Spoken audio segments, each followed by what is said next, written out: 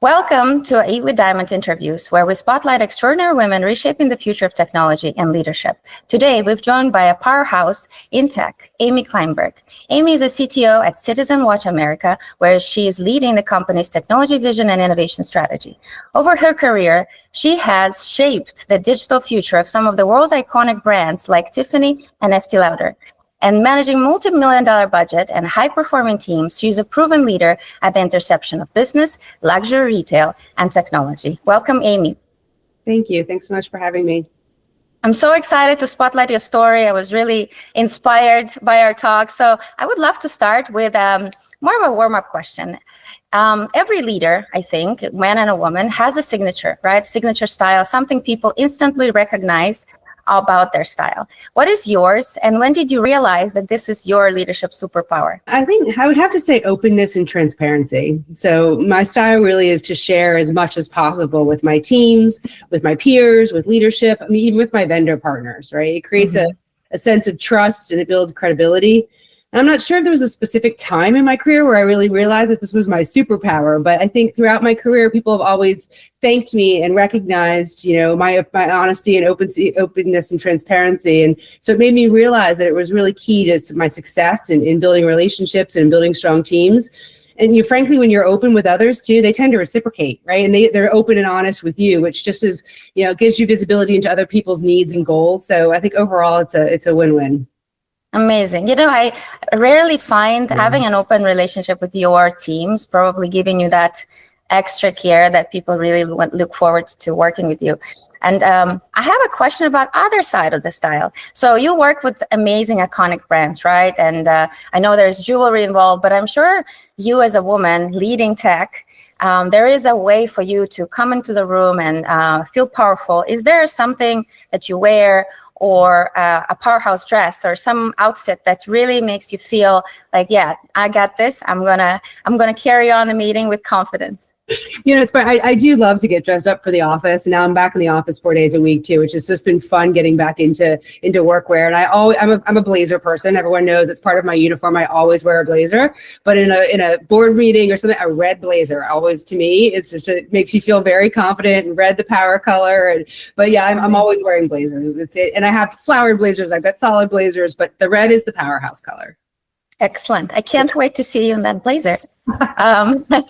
And now I would love to talk about luxury brands and retail industry in general, because you've driven digital transformation in industries where brand heritage is so sacred.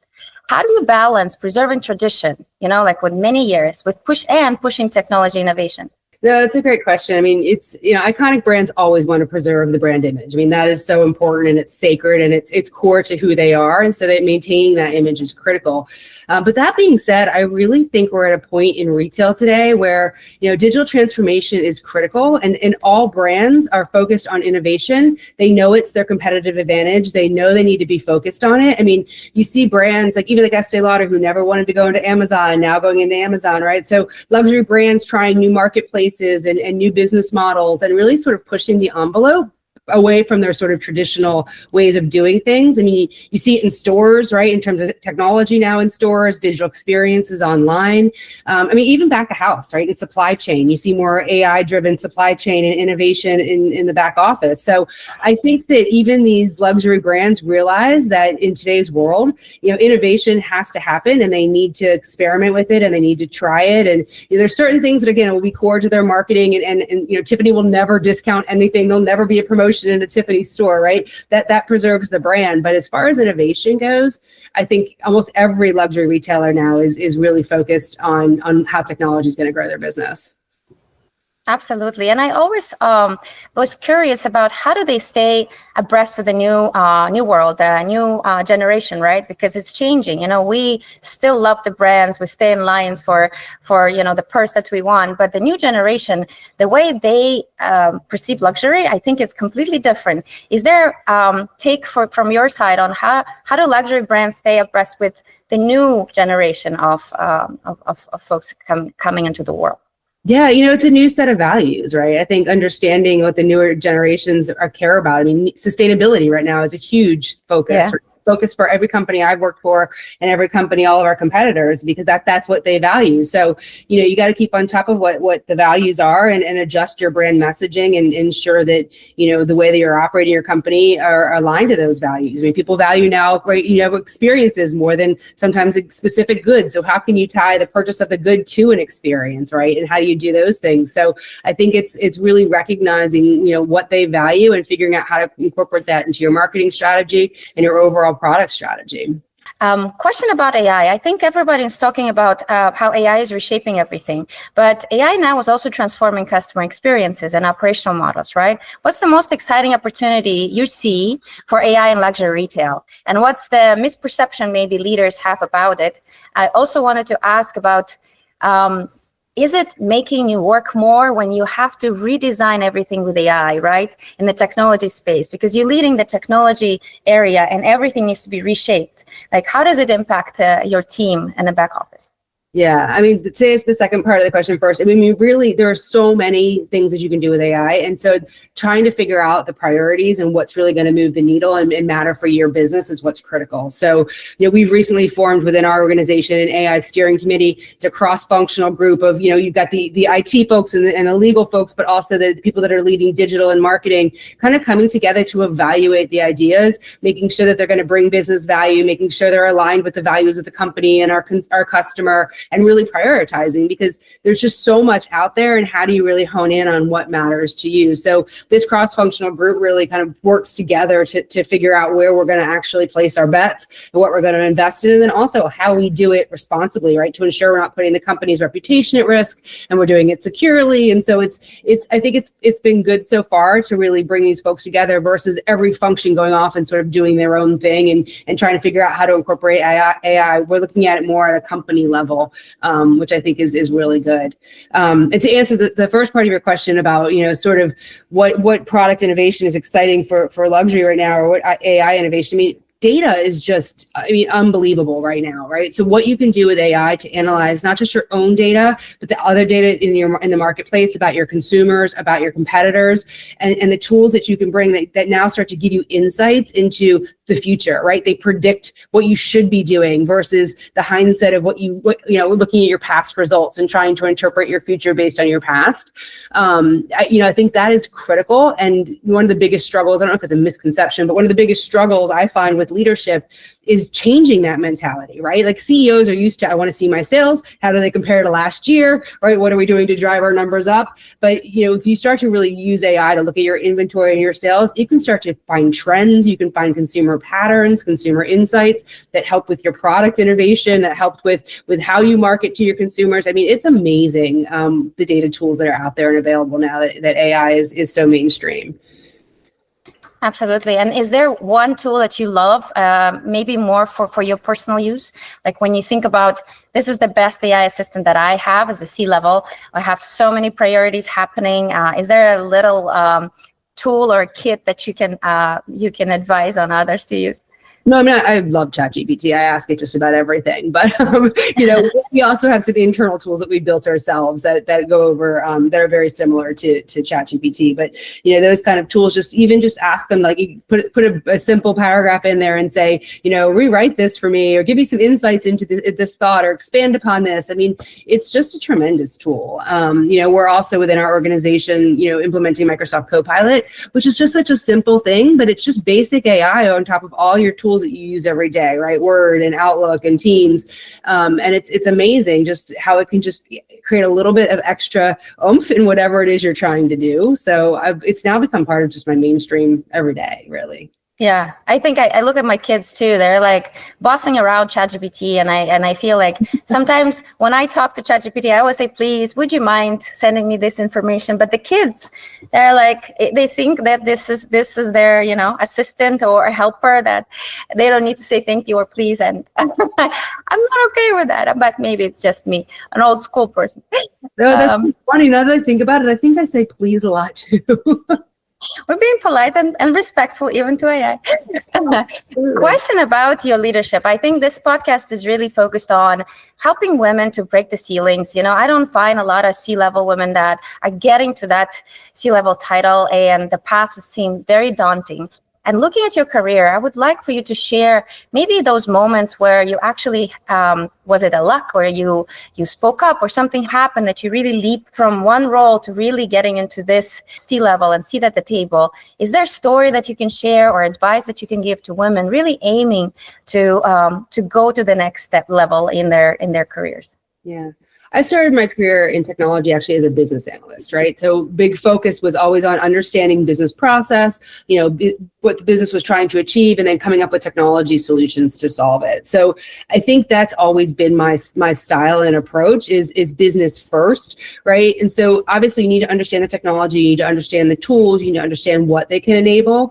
But I highly recommend to any woman working in technology to really understand their business, connect with the business leaders, understand their objectives, understand their strategies, know your business very well, and then tie how you talk about technology to those priorities and into outcomes, right? How they can help achieve outcomes. So I'm very much a business focused technology executive. And I think that is so critical in terms of building those relationships, building that trust, having your leaders in the company understand the value that IT can bring. And that sort of naturally starts to elevate you, and they start to bring you to the table in those conversations. And I think over time, right, you're a valued person, and they want you at the table, and they want you in the conversation. So, what's important to understand technology, to me, that's almost table stakes at this point, right? They expect you in a tech role to understand the technology, but it's really tying the business to the technology that's critical, and speaking that language, right? You don't want to ever go into a meeting and start talking tech speak. It needs to be business language and then tech enabled. No, this is great advice. I think a lot of people think about technology fitting in and thinking about the room from I need to be very solid in technical side, right? But they're not thinking about the business value, and that's what actually preventing them from going to the next step. I love it.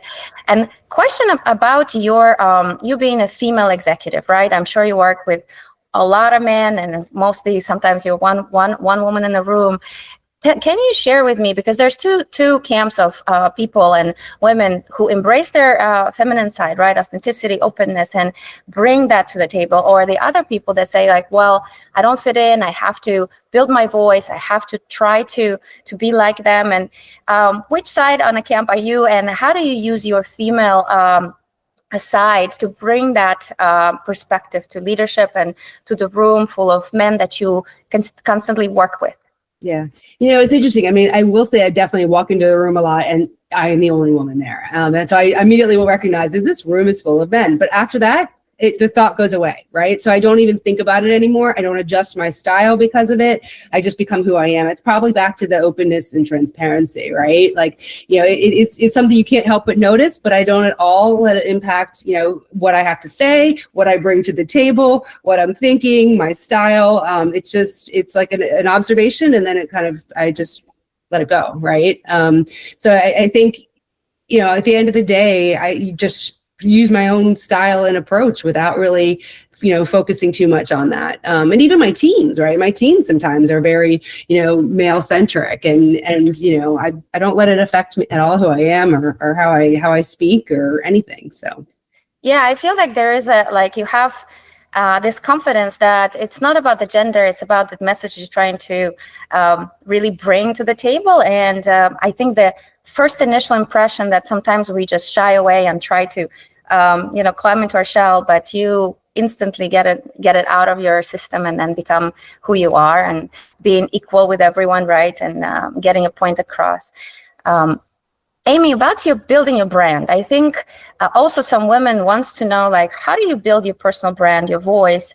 Is there tools today that you go to, you use some messages on LinkedIn? How do you promote yourself as a visionary person or a leader? More from the social media perspective. There's so many things out there, but do you do anything, or you try to stay away from it and you have your own channels that you continue building your brand so people know who you are as a C-level, as a leader in tech? Yeah, I mean, I don't do it more from a public. I mean, doing this podcast is a little bit even for me stepping outside of my comfort zone in terms of that. I don't usually do it from a public perspective, but I do it more on a personal networking perspective, right? So I certainly leverage LinkedIn. In fact, just before this, I was having a conversation with an old colleague I used to work with at Tiffany. I keep in touch with her, right? Want to find out what she's doing, and she's a powerhouse in CRM, and I need some CRM help. So I really stay networked and connected to people that I've worked with, people that have worked for me over the years, both in a social setting and via LinkedIn, and just getting quick calls on a Zoom. I just find those personal connections are really critical. You reach out to those folks all the time, and then they introduce you to somebody else, right? And even through vendor partners, right? So if you're working with a specific vendor, they can introduce you to other retailers and folks that are using their product, and you get on a call and you can talk about what's working and what's not. So for me, it's really about that individual networking, more so than like a public social blast of here I am and this is what I do. But I have hundreds of contacts and people that I keep in touch with, and I think that's really critical, just to keep you on top of things, as well as having that personal network and professional network. No, this is great. I feel that also when you out there, this is something that gets a message for the future. But when you keep the short-term networking opportunities, even for 5-10 minutes, what you're saying is so great, especially in the new world, right? When everything is dominated by automated messages. And you get tons of messages on LinkedIn. And how do you come through real conversations and people that really matter, or building new relationships? I think for me, when we are so busy with emails and LinkedIn, how do you find that one connection that gives you the future, relationships? And I think the advice from you is great, where you have 5-10 minutes, keep in touch, and make it short, right? So we don't have time to waste, but in the moment we can actually be very, very precise and see if there is a future relationship we can build with this person. Yeah, no, it's super easy, right? To just say, let's hop on a Zoom for 15 minutes and catch up. It's so easy to do now. So you don't have to physically bring a lot of time in your calendar or go meet for coffee, which is nice to do. But, there's other ways to do that now. And so it's important to just make sure that you put some time in your calendar for those kind of interactions. Absolutely. And my last question is more personal. If you think about you being an executive, having a personal life, and being a woman, we always juggle and balance things. So everyone has their own things to relax them, to balance them. Somebody go for hikes, for walks, somebody read a book, write a journal. What are your little tricks that make you feel connected, the balance that you allocate time for everything? Because I think women has this amazing ability to balance, but what is your secret? Well, I love to exercise. So, and it's for me, it's the endorphins, but it's just also the me time. So I've been belonged to a bar studio for 17 years, the same bar studio. And I do bar probably 5 times a week. I have a Peloton right behind me in my office. I probably do that 3 or 4 times a week. So sometimes I'll work out in the morning and I'll work out at night. So that for me, definitely, it's a release. It's a physical release. It's a mental release. And it's also my time where I'm not thinking about anything else. So that's part of it. And I also I love to cook, and I love good wine. So at the end of the day, it's nice to sit down, have a great glass of wine and a good meal, and just spend time with my kids and my husband. So it is hard. It's hard to balance, but you have to make that time. And I think through COVID and the last few years, and people having more opportunities to spend at home and to do the things that they want to do with work-life balance, it's become really important to me. So it's just something that I continue to make sure that I do, and then I make time for me and for my family. It's just it's not something I'm willing to give up anymore. I think probably when I was younger, I would go work that 12-hour day and just come home exhausted. But I need that time for me now to just feel good, and I'm better at my job because of it. Right. Yeah, I feel like you're very consistent, and being at the bar studio for so many years, and also being consistent with the routine and making yourself a priority and balance this way so you can be energized in all areas. That's wonderful. I would love to have a glass of wine with you when I see it. I love wine as well. But one question I have today, there is so many things and priorities at work that sometimes we're missing important things. Do you have a new leadership trends for yourself that is a no-no? For example, I don't do meetings for more than 30 minutes. If it's three people in the room, I try to do one-on-ones. Is there any specific areas that you developed throughout the career, and now today there is a yes and no's that you kind of follow, and those are some little tricks that you do to save time and focus on what's important? Yeah. I think it's especially true, I think, in my industry and where your calendar is just full of meetings. I mean, you could literally have 12 meetings in one day. And that's insane, right? You have no time to work. You have no time to think. You're running back and forth from place to place. You're lucky to go to the bathroom. Like that is, I've tried really hard to look at my calendar every day and decide what I really need to participate in, right? If I've got my VP in a meeting and she's covering it, I know she's got it covered. She's incredibly capable. I can get a recap from her. This is where things like Copilot come into play, right? So it can give you an amazing meeting summary of what was in that meeting, the outcomes, the next steps, and you can just read through that in 5 minutes versus spending an hour in the meeting. So I think it's a little bit of micromanaging thing. You have to be in every conversation, you have to be in every meeting, but you don't. And I think that's what's really important, just to make sure that and then you decline that meeting, and then you block a hold on your calendar, and that's your time to have lunch and go to the bathroom, right? So over the years, I've just found that you can't be everywhere and you can't be part of every conversation. You've got to delegate. So for me, not attending every meeting is critical, because otherwise you never have time to do any work. Absolutely. I love it. And how do you empower people, like the right people that you trust? How do you empower them to actually be you when you're not there, and like empower them for that opportunity? Yeah, and I mean, I do that all the time. I'm very much a person that delegates. I will guide my team and I will give them advice, but ultimately this is yours to manage, and they know that, right? I mean, I think they know that I trust them and that I'm holding them accountable. And at the end of the day, I think it elevates them, right? To know that I'm not being micromanaged and that I trust them. And it's back to that openness and transparency, right? To say, look, you've got this. I don't need to be there. If you need me, I'm here. But this is yours to run and own, Thank you so much for sharing. I know I asked more questions, but your story is amazing, and learning from you how to stay consistent, how to really be on top of your game, but also be open and kind, and then spend time with your family. It was great getting to know you and sharing your story. I hope I see you in person in New York soon. Yeah. I think it's coming up, and look forward to, spotlighting more stories like yours. No, thank you so much. I really enjoyed the conversation. It was fun. Thank you. Thank you, Amy.